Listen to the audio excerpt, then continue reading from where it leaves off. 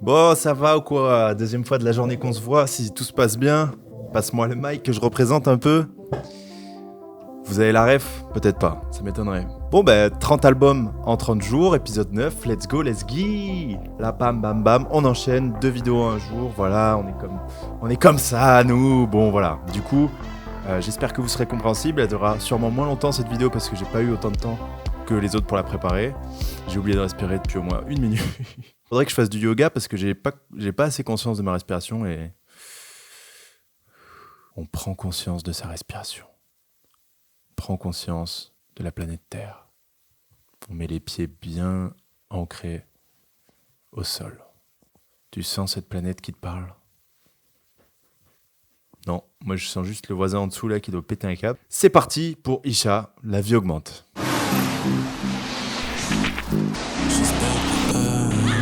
Demain tout ira bien. T'as capté, hein? Avec ce dit titre, Isha commence une trilogie, même si je pense qu'on s'en rendait pas compte à l'époque. Il est important de dire que moi, j'écoutais pas du tout à l'époque et je me suis pris cet album plus tard, en 2020, au moment où il a sorti La vie augmente volume 3. En fait, j'avais jamais écouté les deux premiers, je connaissais pas du tout. Il me semble que j'avais connu dans la BO du film Tueur, là où il y avait Caballero, Jean Jass, Damso, bref, d'autres gens. Il avait fait la définition d'un OG, je crois que c'est là que je l'avais connu et j'avais pas particulièrement apprécié, enfin... Voilà, j'aimais bien mais sans plus. En tout cas, j'ai pas pris une claque au point d'aller découvrir tout ce qu'il faisait à côté. Mais j'ai quand même pas mal écouté par la suite. Et surtout, j'ai écouté 4 fois d'affilée ce matin pour bien l'avoir en tête. La première chose qu'on peut dire, c'est que c'est un album de rédemption, c'est-à-dire c'est l'album d'un gars qui rappe depuis le début des années 2000, c'est un 86, Isha. Il rappait à l'ancienne sous le pseudo de Pacemaker. J'ai vu des freestyles de lui qui datent de 2008. Si je suis chaud, je vous le mets au montage là.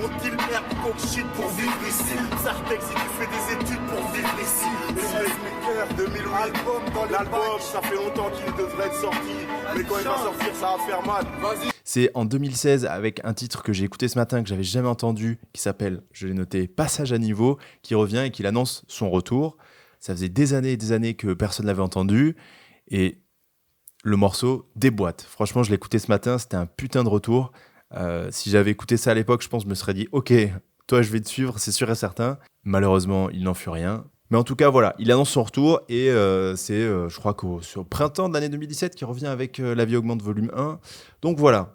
Alors, vu qu'en 2020, il avait partagé une vidéo de moi à l'époque où j'avais peut-être 300 abonnés sur son Insta, je vous spoil, il est premier. C'est le meilleur album de 2017. Voilà, c'est comme ça. Non, je rigole. C'est faux, mais en tout cas, j'étais comme un fou quand il avait partagé. En même temps, c'est normal, Green, c'est son poulain, donc voilà, il donnait de la force beaucoup plus à Green qu'à moi. Mais en tout cas, ça m'avait fait bander, on peut le dire. Est-ce que je prends un accent du Sud exprès pour faire un petit hommage à sa chanson « Oh putain !» avec l'accent du Sud? Bon. Oh putain! Voilà, après lui il a pris le sud-est, moi je connais plus l'accent du sud-ouest. Je sais pas bien imiter les Marseillais là. Salut, j'exagère de ouf, attention, l'OM c'est le meilleur club du monde. Ta gueule. Alors ce matin, pendant que j'ai écouté plusieurs fois cet album, je me suis dit mais gros, mais dans chaque morceau, t'as plein de punchlines qui sont hyper intéressantes, donc je pense que je vais plutôt faire morceau par morceau pour cette vidéo, spécialement pour Isha. Voilà. Petite formule, une Isha pour la 12. Paf. J'ai préféré découvrir mon sexe en regardant mes sœurs par le trou de la serrure. L'augmentation est vitale. Bon, l'introduction est exceptionnelle, ça part tout de suite dans les intros de l'année 2017. J'ai noté plein de phrases. À 9 ans, je demande à ma mère, c'est quoi un bamboula? En fait, c'est ça, Isha, c'est la violence d'une image. Tout de suite, il te sort une phrase, tu fais... Voilà, c'est exactement ça que je disais. Ah ouais, en fait, j'imaginais pas que cette situation arrivait, quoi. Moi, en tant que blanc, je me dis pas... qu'il y a un gars à 9 ans, il demande « Maman, c'est quoi un bamboula ?» et tout. Et là, tu vois sa mère qui est complètement dépitée, qui doit lui expliquer que le racisme existe. Ou alors, elle lui explique pas, peut-être que c'est un peu tôt. Enfin bref, je sais pas. Mais en tout cas, voilà. C'est quelque chose qui... En fait, le gars, il te fait cogiter pendant tout l'album. C'est comme ça. J'en ai noté d'autres. C'est pile 9 ans plus tard, puisqu'il dit « À 18 ans, je perds mon père. Va-t-il atteindre le nirvana? Prêt pour un sommeil éternel, papa est mort en pyjama. » Encore une fois. Et voilà, encore une fois. Au final, là, tu te dis, ok, Isha, c'est pas un mec qui a eu une vie facile. Après, j'ai eu l'occasion d'écouter des interviews plus tard, même cette année pour la sortie de son album, et j'ai compris que c'était un mec qui avait une vie vraiment pas évidente. Donc, ouais, c'est exactement ce que son rap te fait sentir. C'est terrible, hein, mais plus t'es torturé et plus t'es malheureux, plus j'ai la sensation que tu vas sortir des choses incroyables en toi. Donc, bon, voilà, c'est une théorie. Hein. Vous avez le droit de pas être d'accord, vous avez le droit d'aimer Naps. Il n'y a pas de souci. Je fais de la musique pour des raisons médicales, donc franchement, ça corrobore exactement ce que je viens de dire. C'est-à-dire, gros, c'est le rap ou je meurs. C'est ça, en fait. Et puis, peut-être aussi dans le côté, au lieu d'aller voir un psy... je fais de la musique, quoi, parce que ça me permet d'évacuer un maximum de choses. Tellement un exutoire, on se rend pas compte. Il y a peu de gens qui ont la chance de coucher sur papier tout ce qu'ils ressentent. Hein. C'est super rare et c'est un privilège de malade. Moi, j'ai vraiment l'impression que en ça, le rap, ça apaise les gens. Et j'ai l'impression que quand tu vois un rappeur avec tous ses autres potes d'enfance, tu te dis, mais lui, il a l'air tellement plus réfléchi, tellement plus posé, tellement plus apaisé. Alors, évidemment, il y a le succès qui joue, quand il en a. Mais ce qui joue aussi, c'est qu'en fait, il se connaît.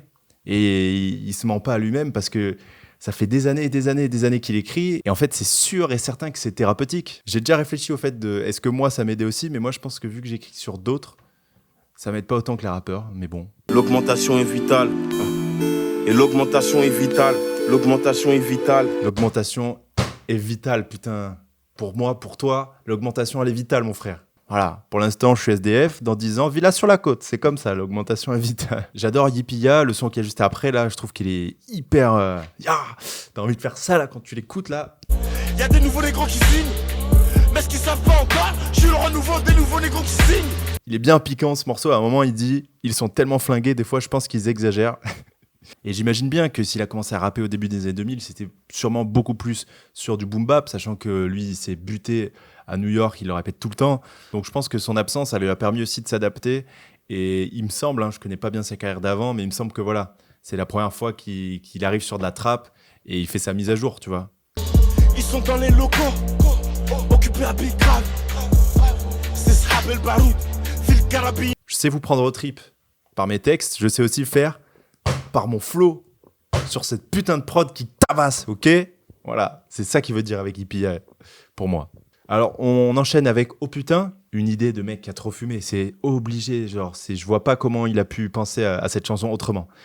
Il était méga foncé, d'ailleurs, à plus de streams que La Vie Augmente. Putain, ça a eu un bon succès, ce morceau. Hein. C'est le deuxième le plus streamé. Cette idée m'est venue, c'est quand j'ai attendu le bus. J'ai dit demain, je fais un banger, avec l'accent du sud. Coffee shop fume de l'herbe en Hollande avec des gangsters d'Aix-en-Provence. Complètement fou, en fait. C'est ça qui est cool avec Isha, c'est qu'en fait, il a l'air complètement barjot. Mais fou dans le bon sens, quoi. Genre, en fait, il assume. À un moment, il dit, voilà, faut que j'arrête de faire des bisous sur la bouche à mon gamin, c'est chelou, tu vois. C'est un mec qui a pas de tabou et ça fait toujours trop du bien d'entendre des gens qui parlent sans tabou. T'as vraiment l'impression que c'est un gars spécial et à part, quoi. Alors, il y a des rêves que je comprends pas parce qu'on a 10 ans d'écart, donc... À un moment, il parle de Plastique Bertrand, il parle de Manu Chao, de Jean Gabin, de Rita Mitsuko. Personne d'autre fait ces rêves-là dans le rap français. Oh putain! Oh putain! Oh putain! Donc voilà, oh putain, encore un gros son trap qui franchement, à mon avis, tu le mets en soirée, ça régale. J'aime beaucoup le morceau aussi avec Jean Jass. Je crois qu'il me semble que Jean Jass fait la prod. Le salon de l'auto, là. Encore une fois, c'est n'importe quoi ce morceau. À ce qui paraît, y'a de la chatte au salon de l'automobile. Toi, c'est Ligue Jupulaire, nous, c'est Bundesliga. Je lâcherai jamais d'affaires comme Bouteflika. En vrai, je trouve ce feat assez symbolique parce que j'ai l'impression, moi, quand je les écoute, qu'ils ont une sorte de flow similaire, tu vois. Je pense qu'ils ont déjà beaucoup de références communes dans le côté New York. Même, ça me fait aussi un peu penser à Romeo Elvis dans le côté voix grave. Mais voilà. Isha et Jean Jass, encore plus, je trouve qu'il y a vraiment... ça peut leur trouver des petits liens. Genre, tu peux te dire, voilà, dans le rap, ils sont cousins, quoi. C'est deux mecs qui sont à peu près du même âge. Je pense que Jean Jass est un poil plus jeune, mais qui ont connu, du coup, la Belgique quand c'était la Hesse, hein, clairement. Voilà, les deux, là, ils étaient pile en train de kiffer de ce qui est en train d'arriver à la Belgique. Ils disent dans le morceau, ça y est, on est hype, on parle de nous, c'est cool. Et puis je viens aussi de penser qu'ils se ressemblent à mort dans l'écriture. Leur phrase, c'est très simple, mais paf, une image à chaque texte. Et en fait, je l'ai jamais dit, mais Jean Jass, pour moi, c'est une des meilleures plumes. En tout cas, c'est très subjectif, mais en tout cas, c'est une de celles qui me parle le plus. Je le trouve et marrant et sans être lourd. Enfin voilà, j'adore la plume de Jean Jass et je trouve qu'elle se ressemble énormément avec celle d'Isha. J'écris des mots, tu vois, des images. Alors là, on enchaîne avec Tonio, que bon là, voilà, qu'est-ce que tu veux que je te dise? Donc le morceau qui a le plus gros succès là, j'ai les stats sous les yeux sur Spotify. Tellement frais, tellement neuf, que même ma sœur a oublié qu'on était ref. Chaque matin je me réveille, je me demande comment je fais pour être aussi hoche. Un rayon de soleil sur ma peau ténébreuse. C'est un morceau où t'as envie de faire ça, tout le morceau. À un moment, d'Antonio qui dit... Elle lui a dit qu'elle était vierge. Elle lui a refilé le sida. Il dit aussi, je trompe ma meuf incognito, je me fais sucer dans le glory hall. Ça, c'est génial. Je vais lui rouler un joint, lui faire couler un bain. Moi, j'ai une question à vous poser, les gars. Est-ce que 3h37 serait pas la meilleure chanson d'amour pour un plan cul de l'histoire du rap français, du rap francophone? Franchement, peut-être bien. Là, je sens l'excitation envahir mon corps comme à chaque fois que je l'ai sous la main. Cette chanson est magnifique. Ça représente trop bien Isha. Dans le côté, voilà. Je fais une chanson sur un plan cul, mais en fait, je fais une plus belle chanson que toutes les chansons d'amour que t'as jamais entendues. Genre, j'ai pas honte de dire que je l'adore, que elle, à un moment, il dit dans 3 ans, elle aura plus de place pour moi dans sa vie. Moi, je l'adore, je sais même pas comment elle fait pour être avec moi, parce que je suis une merde, mais qu'est-ce qu'elle est exceptionnelle. Voilà, il parle d'elle pendant tout le morceau, et comment elle est habillée, comment elle le rejoint. Voilà, lui, il est au studio, elle est là en boîte. À un moment, il dit, pour célébrer cette drôle d'amitié, et je trouve ça trop beau comme manière de décrire un plan cul, quoi, où c'est ça, c'est un pote avec qui tu peux coucher, mais en même temps, tu discutes et tu te marres, et voilà, c'est une ode au plan cul, cette chanson. Et c'est marrant parce que ça arrive rarement, quoi. D'habitude, t'as plus le côté ouais, je m'en bats les couilles, quoi. Ça, les rappeurs adorent montrer qu'ils s'en foutent. Mais c'est très agréable, du coup, d'entendre un autre discours. Et de toute façon, c'est ça qu'il y a sur tout l'album. Et je vais remettre un peu d'ISO parce que je suis plus sombre qu'au début, là. Voilà, j'ai augmenté les ISO. C'est plus clair comme ça, quand même, non? Bon. À un moment, il dit, je la prends sans plastique, mais ça plane pour moi. Voilà, il est trop fort. Bref, voilà, j'ai parlé de l'album et des phrases marquantes un peu en même temps. Maintenant, c'est l'heure de faire mon top 3. Je viens d'en parler, mais 3h37 craque pas le top 3, mais voilà, c'est le 4e, c'est juste à la porte. Franchement, j'adore ce morceau. En 3e position, je préfère mettre... allez, La vie augmente, voilà. L'intro, quelle introduction, pas besoin d'en parler plus. L'augmentation est vitale, l'augmentation est vitale. Yeah. L'augmentation est vitale. En 2e, je mets Tony Hawk. Parce que frère. Mon style c'est le meilleur. Mélange de maintenant et des années, get up. Le style, il est indécent. C'est incroyable d'avoir autant de groove. Genre, attends. À un moment, il dit... Amoureux, ouais, je suis fasciné. Rien qu'elle met son tablier et qu'elle me prépare à dîner. Nous, on comprend toujours pas. Pourquoi quand ils rappent, ils sont tous bien criés. Ce flow-là, très précisément, ça vaut la 2e place de ce top 3. C'est incroyable. Et en première position, je mets Frigo Américain. Voilà, c'est pas un hasard si j'en avais pas parlé avant. Je m'étais gardé le meilleur pour la fin. Voilà, Frigo Américain, ça régale.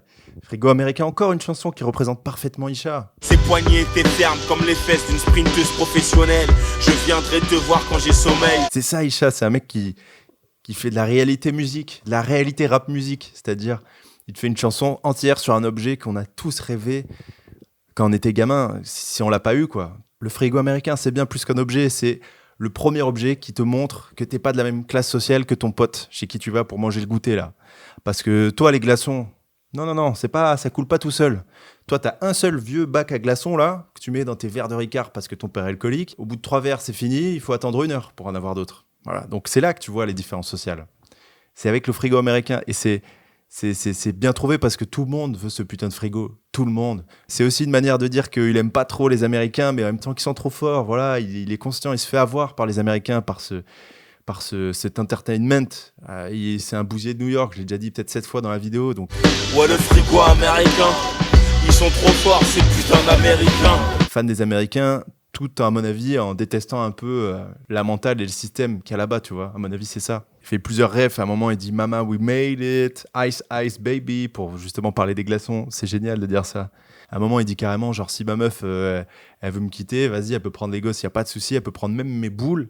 Mais alors, je cite, il n'y a qu'une chose qui ne bougera point, c'est le frigo américain. Voilà, le frigo américain reste là. Genre, il préfère le frigo que ses gosses. On peut aussi penser le truc comme une sorte de métaphore du rêve américain, mais juste pas un rêve américain, en fait, un rêve de vivre bien, tout simplement. Voilà, sans aller jusqu'à je suis un grand PDG à Google, truc machin. Non, juste, voilà, je gagne assez bien ma vie pour un frigo américain. Je sais très bien qu'il faudrait que je fasse un petit graphique là pour que vous vous retrouviez dans la tier list, mais j'ai la flemme, les frères, c'est comme ça. Mais en tout cas, je sais que je vais le faire. Là, je vais le faire peut-être la semaine prochaine. Là, aujourd'hui, je peux pas. Bref. Je place La vie augmente, suspense, derrière Vrai le 2. Donc voilà, derrière Digital Ova Evrel 2. Mais en tout cas, voilà, super projet. À partir de là, pour moi, c'est que des projets magnifiques qu'on a dans le classement, parce qu'au-dessus, tu as Pacific, Ipséité, Flip, il me semble. Donc voilà, pour l'instant, c'est le top 6. On a un top 6 très sérieux, mais qui risque encore de bouger. Les gars, on n'a pas fait SCH, on n'a pas fait Orelsan, on n'a pas fait Niska, on n'a pas fait Booba, on n'a pas fait Nino. Qu'est-ce qu'on n'a pas fait d'autre ? Beaucoup de gens, non, pas beaucoup de gens, mais à chaque fois, il y a Prosélite aussi qui est demandé.